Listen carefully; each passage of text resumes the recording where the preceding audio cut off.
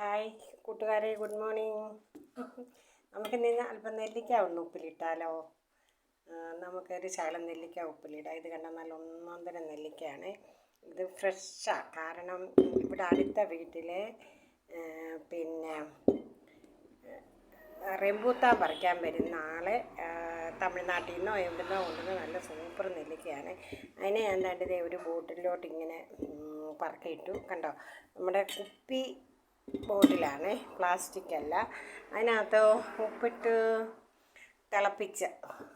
തിളപ്പിച്ച വെള്ളം നമ്മൾ കുറച്ച് ഒഴിക്കുകയാണ്. ഉപ്പിട്ട് വെള്ളം ഒഴിച്ച് വെച്ചു. ഇതിന് ഉപ്പിട്ടതാണ്. പിന്നെ നമ്മളതിനകത്തോട്ട് നമ്മൾ പറിച്ച് വെച്ചേക്കുന്ന കണ്ടോ ഒരു പിടി കാന്താരി ഇട്ടു. ഇനി നമുക്ക് വേണമെങ്കിൽ ഇതിനെ ഒന്ന് കടുവറക്കുകയോ ഒക്കെ ചെയ്യാം. കാന്താരി ചെറിയ ചൂടുവെള്ളമാണ് ഇത്. അതിനകത്തിടുമ്പോൾ വാടി പോയിരിക്കും. പിന്നെ നമ്മളിതിന് ചെറിയ ടിപ്പായിട്ടുണ്ടല്ലോ,